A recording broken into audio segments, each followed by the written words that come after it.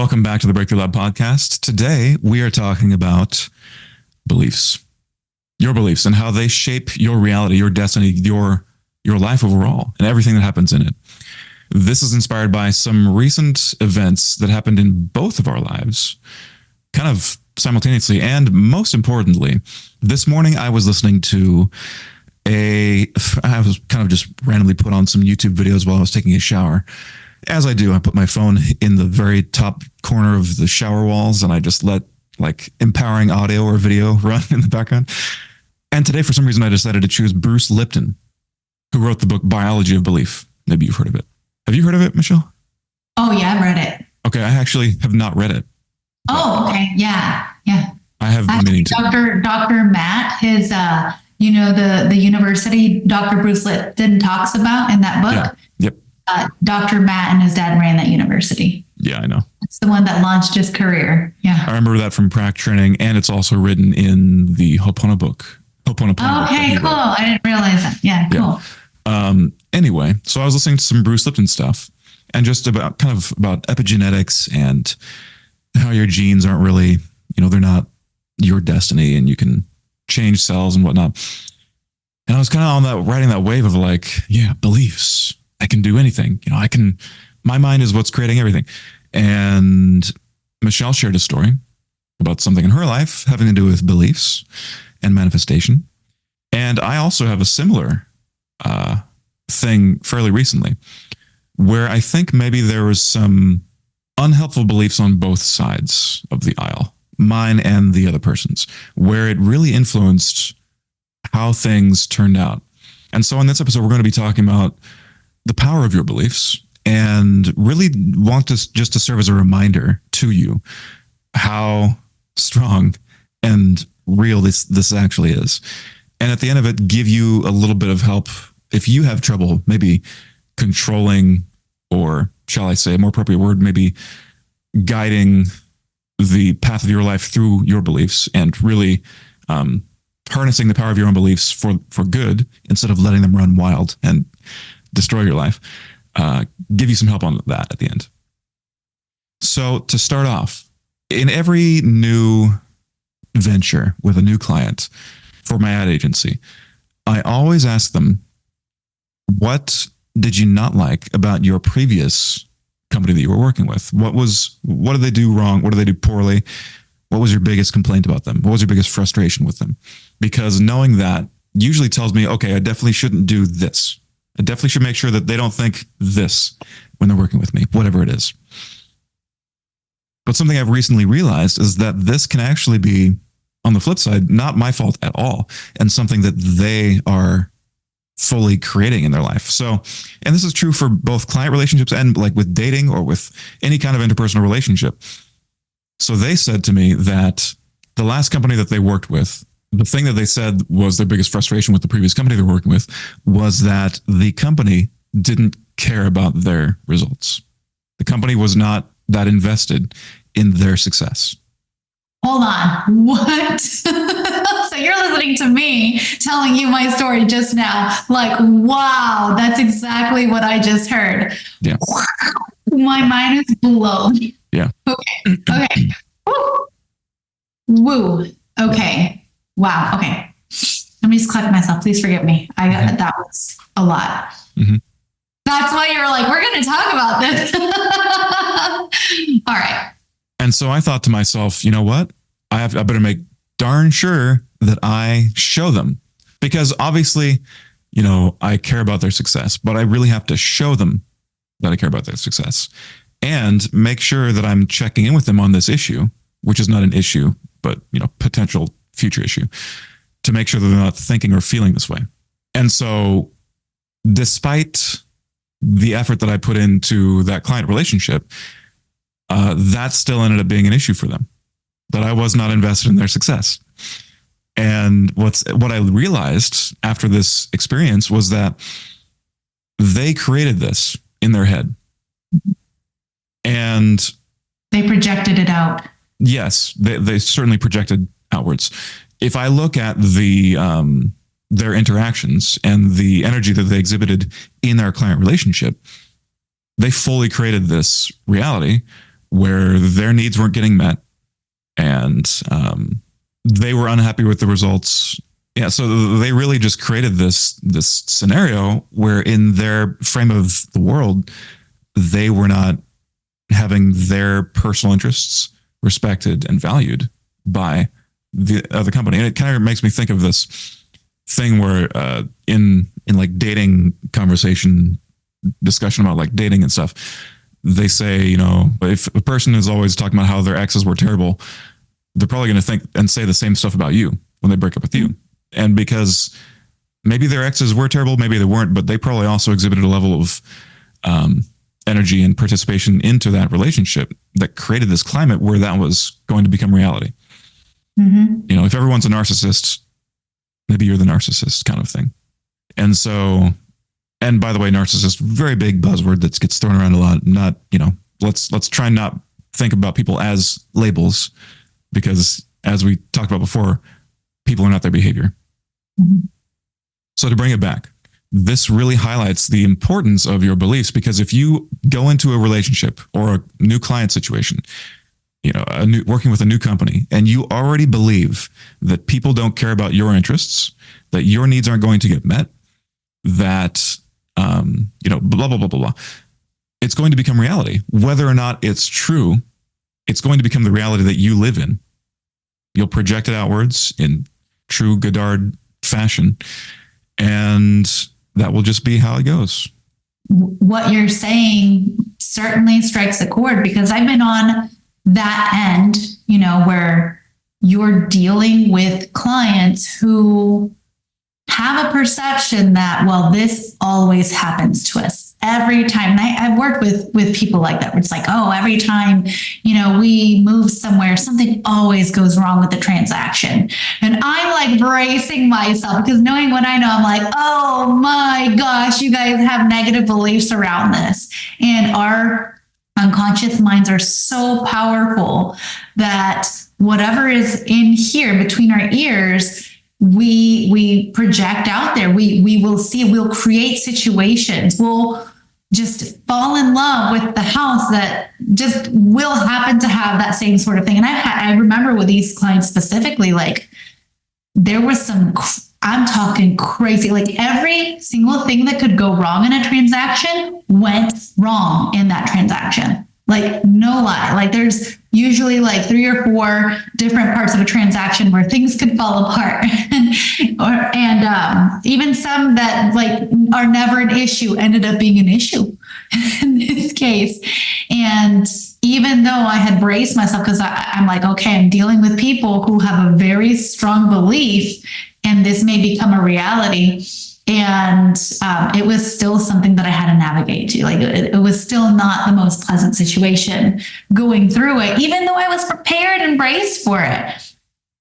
So that's absolutely how strong our beliefs can be. And I've also been on the other end where I'm the person who's just like, oh, I'm going to do this or not do this because I want to avoid this from happening. And again, when you start thinking in that way, it's like you're presupposing that that's going to happen. And by presupposing that that's going to happen, again, you're setting yourself up. And guys, I mean, Joshua and I are human, just like the rest of everyone on the planet.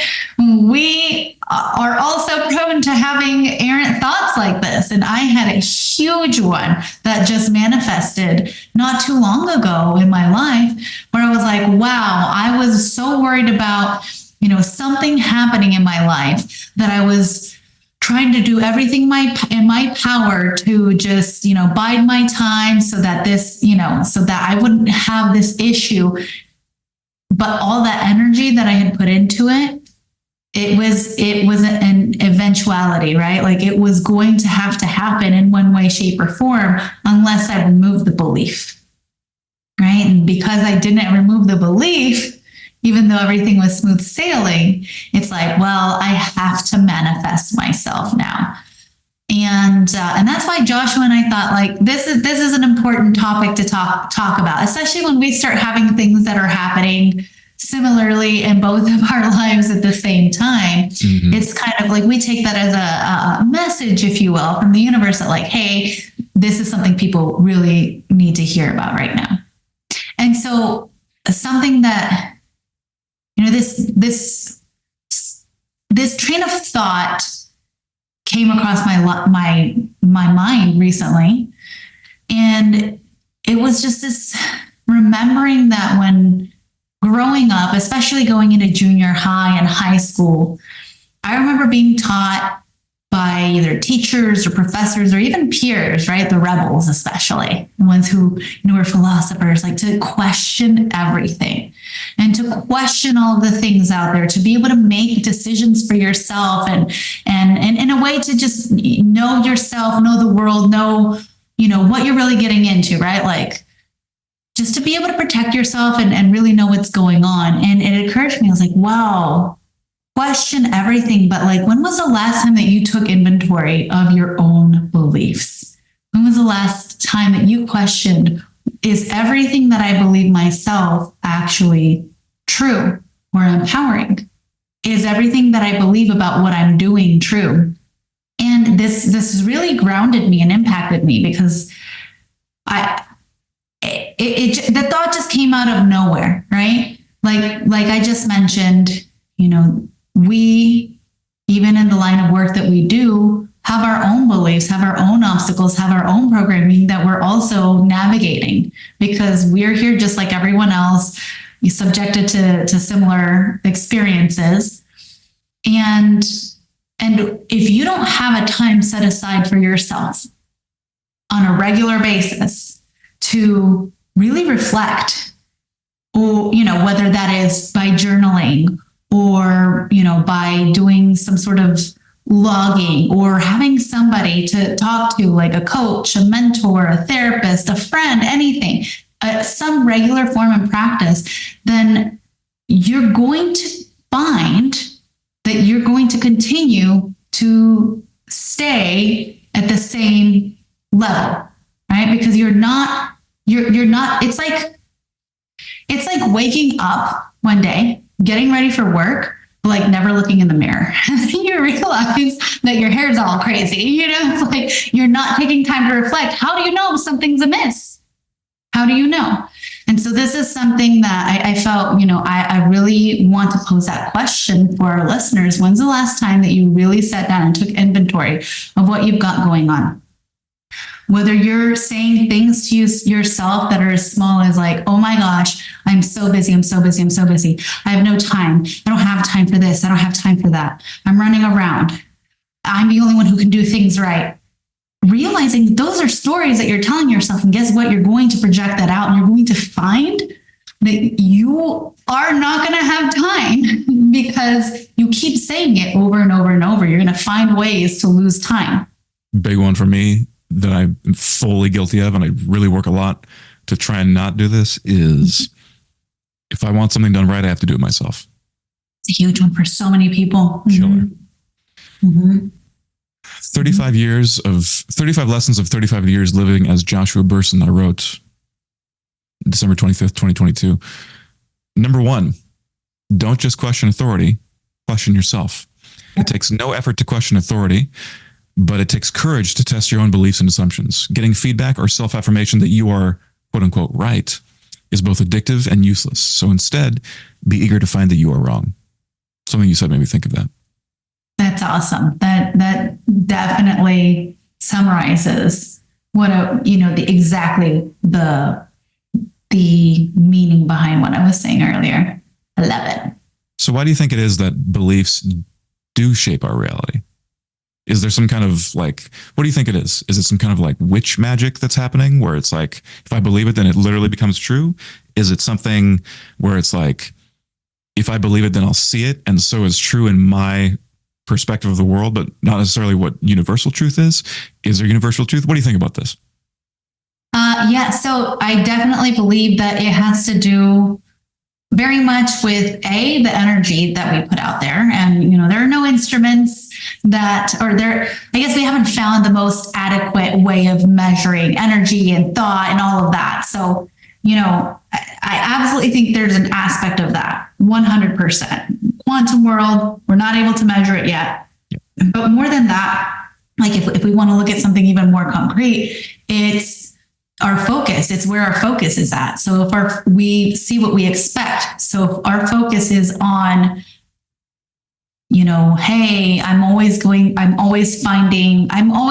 the worst employees on my team. I'm always finding the worst job. Or, oh yeah, things are going great now at work, but it's only the first 6 months, so we'll see. Like having those types of attitudes and beliefs and values, they create these filters for us.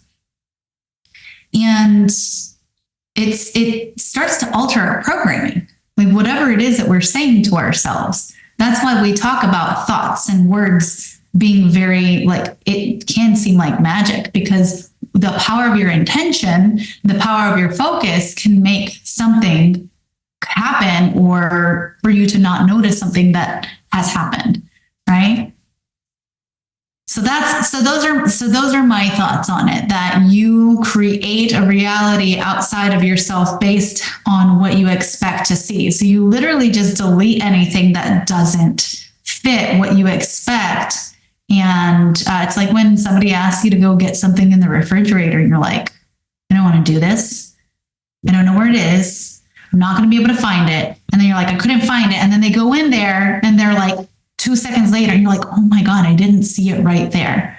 And that's what happens, but in a much, much larger and much more complex scale. What about you? Well, the way that I explain how this works to people is with that sort of more down to earth, practical, you see what you believe, and the energy that you bring into situations dictates how everything else responds to your energy. For example, if you believe that all women cheat, then you're going to find that you're going to be cheated on a lot, because you're going to bring your own set of behaviors and assumptions and bad energy into your relationships that will foster a climate where you're going to get cheated on. So that definitely is how I like to explain to people how this works. And I believe in that as being the truth of it. Like that's how it works. And also, I also kind of believe like there's some level of witch magic going on. Well, that's like so on that quantum level, as we discussed, especially when I was listening to the Bruce Lipton thing, he talks about how you've got 70 trillion volts of electricity in your body or whatever. Allegedly, I don't know if that's true, because there's 1.4 volts in a cell, and you got like 500,000 cells or something like that. And so you've got, and thinking back to Joe Dispenza's work where he talks about the myriad possibilities of the configuration of protons and whatnot in a atom nucleus. It's been a while since I took high school science, forgive me. But so there's this quantum level where it's like you can probably shift realities based on what you're believing, because your mind is controlling the circuitry and the charge in your body to create this different level of health, for example. I don't know if that works in the world, whereby I could turn something into something that it's not with my own belief. Maybe it does. I kind of think that you can on a certain level, but obviously not in a strong enough sense of belief where I have necessarily done that. Although I have done things in my own body, such as blasted cysts into nothing, like completely dissolved cysts. The doctor told me we're not supposed to, like, they just, you just have to deal with it or maybe get surgery. And I was like, I don't want to get surgery. So they're gone. So this is the, that quantum level. I believe that's true. And then on an even higher level, like more chunked up, I do think there's some kind of a spiritual, witchy, wizardy kind of component to this as well that I can't prove. And I don't think it's really useful to talk about to people to get them to like believe what I'm saying. You know what I mean? So I tend to go for the straight shooting, like scientific. Yeah. That's what people, the energy you bring into it. Mm-hmm. Yeah. That's what people get, right? They want tangible proof and evidence, even though there's so many things that we can tangibly feel that we can't measure, like love. Yeah. I mean, we know we feel love, like when you feel love, exactly, but we can't measure that, right? Yeah. So, something else that goes along with beliefs that I think is extraordinarily foundational. I mean, the first one being, first of all, take inventory, question your own model of the world if you want to dig up the beliefs. If you want to change things and you want to like examine that, you have to start questioning, like, well, what is my reality right now? And so that would be probably step one. And then step two would be super important to take responsibility for everything that you find, everything that's in your reality. Yeah. So the analogy that came to mind was like I was on a plane last week. I went out to Salt Lake City, Utah for the first time. It was really nice. I really liked it. And when we were on the plane, the flight was delayed by 8 minutes, which I thought that was funny because like literally it says delayed. And I'm like, oh my gosh, how delayed are we going to be? You know, that you see it on the screen, and we were supposed to leave at 2:50 and it said we were leaving at 2:58. I was like, really? 8 minutes? Okay, cool, whatever. So I'm not thinking too much of it. And once we get up in the air, the chief pilot comes on the intercom and he starts talking about how we were delayed again. I was like, well, this is really interesting. Like, why are they making such a big deal about this? But I'm listening to him. And as he's speaking, just super cheerful, he's like, hey guys, again, we apologize for the delay. And we do have great news though, because of the weather conditions, the airflow, the velocity of the air, we're actually traveling a little bit faster than we thought. Between that and we actually also found a shortcut. We're going to be arriving at our destination right on time. And I was like, oh my gosh, this is so incredible. Like, this is exactly what it means to take responsibility, right? He was cheerful about it. It probably wasn't even his fault. It probably had nothing to do with anything that him or any of the air crew did that we were running 8 minutes behind. And yet he took full responsibility, apologized for something that he probably didn't even create, just, you know, because he's trying to give everyone a great experience. And then he's focusing on like, hey, we have to get to a destination. So we're going to go ahead and find a way. We're going to make a plan, a flight plan that's going to get us there. And thinking in the positive, I'm thinking about this, right? I'm like, oh, how does this apply? You know, when you're thinking like, oh my gosh, we're late, we're never going to get there on time. Like, you're going to have your thinking limited in a box. You may not see the possibilities about how you might still be able to get there on time because you think it's impossible because you're in a bad mood. You're not in the right space. When you're in the right space though, you find shortcuts and you end up at your destination on time. And again, like, this is just an analogy, right? Like, sometimes we don't get to our destination right on time or the way, and sometimes it's not a shortcut, but, you know, it just really struck me. I was like, this is such a great example of taking responsibility. The way these pilots were just letting us know that, hey, even though things did not go according to plan, we found another way and we're still going to be right on track. That was like such a beautiful analogy to my ears for life in general. Like, if we can just take responsibility, again, they weren't taking the blame. They didn't say, hey, it's our fault that we're running behind. But they're like, hey, you know, we're here with you. We know we're running late and here's what we did about it.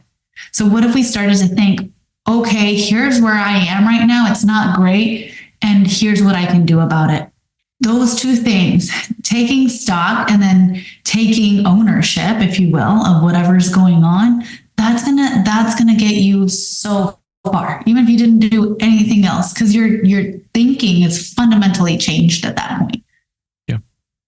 You know, if you don't take responsibility for your life, because I feel like responsibility, we heard that word growing up. Maybe there's, you know, not the most positive connotation around it for many of us, but what if we said instead, hey, be the authority in your own life. You be the authority. You be the one who takes charge. You be the one who takes ownership of what's happening. You take ownership for how you respond to things.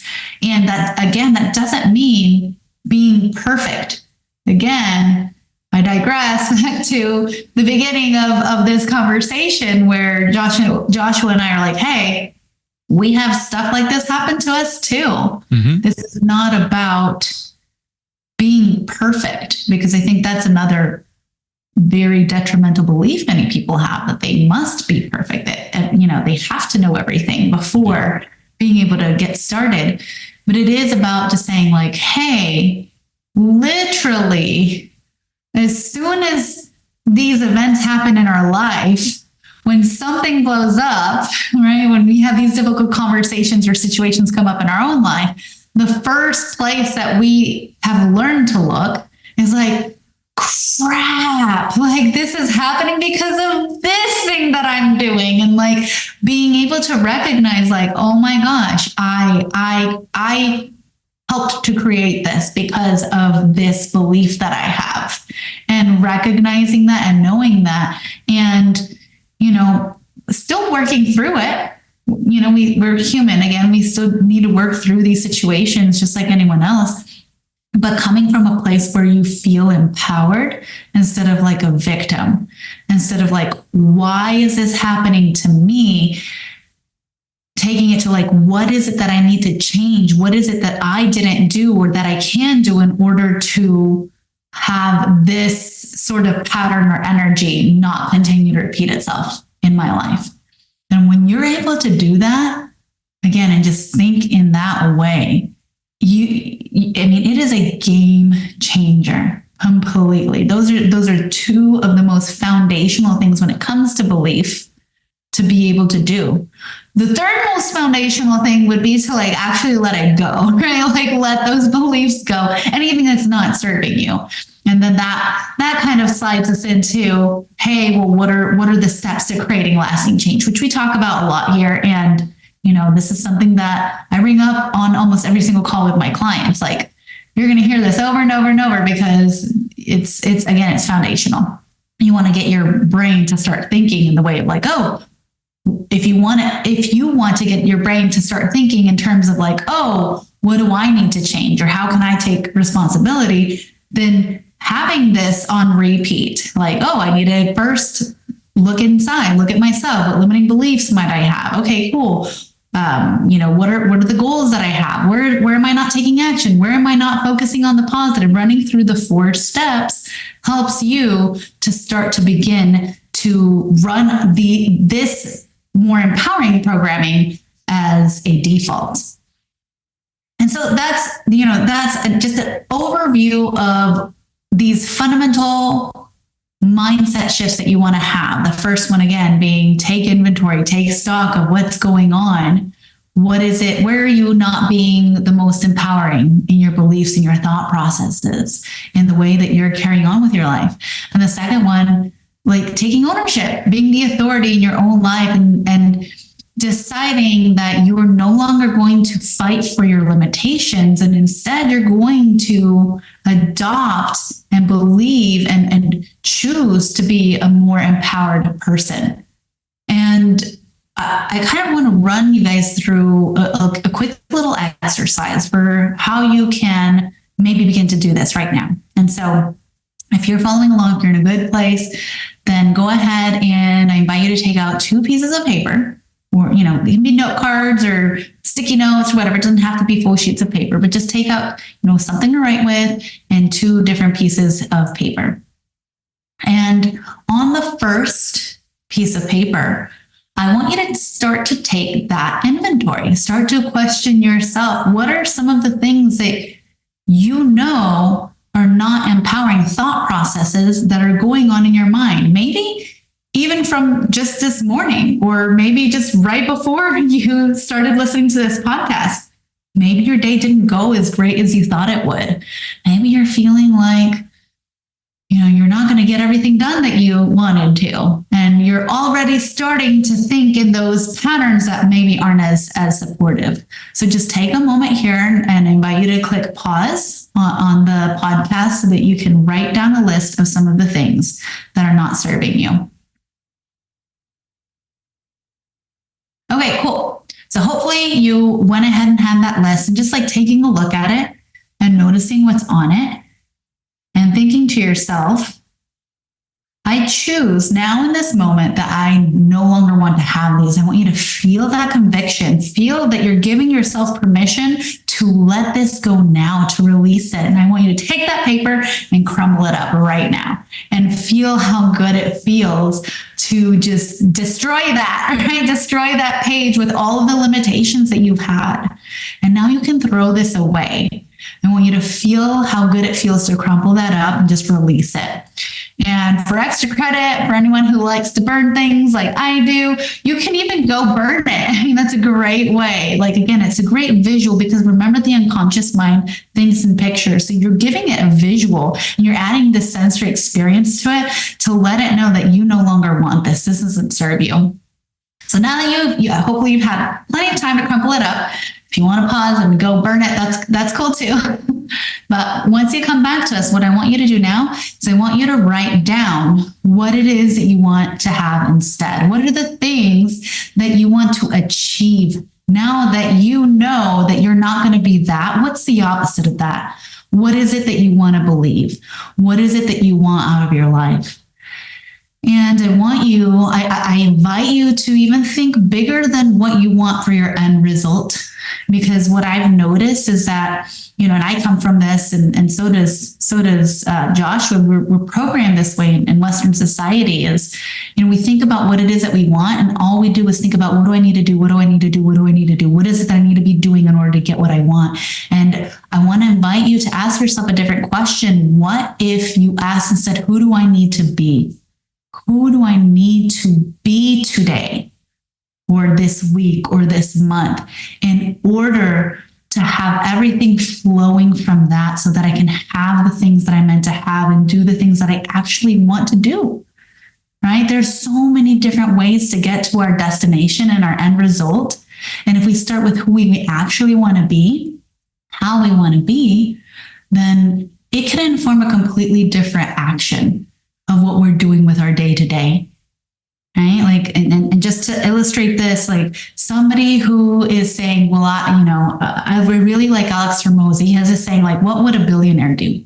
What would a billionaire do? That's an identity. If he was saying he wants to be a billionaire and he asks, well, what would billionaire version of me do? That's different than what is six-figure version of me going to do. And that's what we're talking about here, like just really going deeper. So I invite you to take a moment, pause, and just write that down now. Okay, great. Now that you have this list, this is the list you're going to keep. You're not going to crumple this. You're going to keep this list. And I want you to take a look at what you have here. I want you to now take a moment to think about what is one thing that you can do today that is going to bring you closer to what you just wrote down. Just one thing. You can write more than one thing, but let's just commit to doing one today so we don't overdo it. Let's make it something that's achievable and that will start to set us up in the right frame of mind, letting our unconscious mind and our conscious minds know that we're serious about this, that we actually want to do this. So let's write down what that is. And if you have more things that come to mind, go ahead and write them down, but just circle the one that you're going to commit to doing today. And now that you've done that, the last thing that you can do today is, if you have this, keep it on your desk. If you're going to be running around, keep it in your pocket. If you can, if you're working, put it as a sticky note somewhere that you're going to see it. So you keep focusing on this again. So you give yourself the visual that you're looking at this, that this matters to you, and you're reminding yourself, you're maintaining your focus on what it is that you're going to achieve today. So I hope that you guys got some value out of that short exercise, and just know that you can do this at any time. You can choose to do this at any time.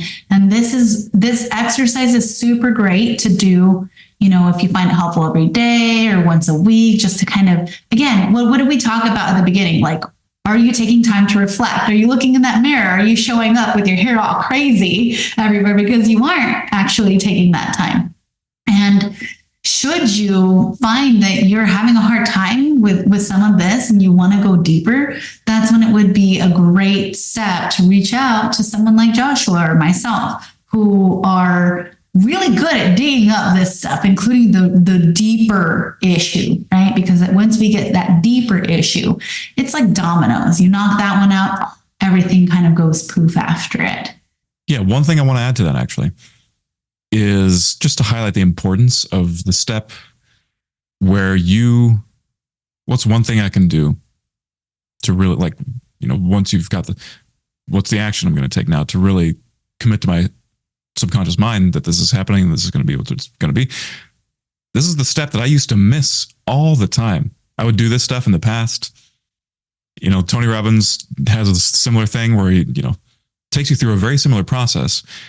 And he says, never leave something like this. Never leave the scene of a decision without taking an action towards the fulfillment of its result. Yeah, result, something like that.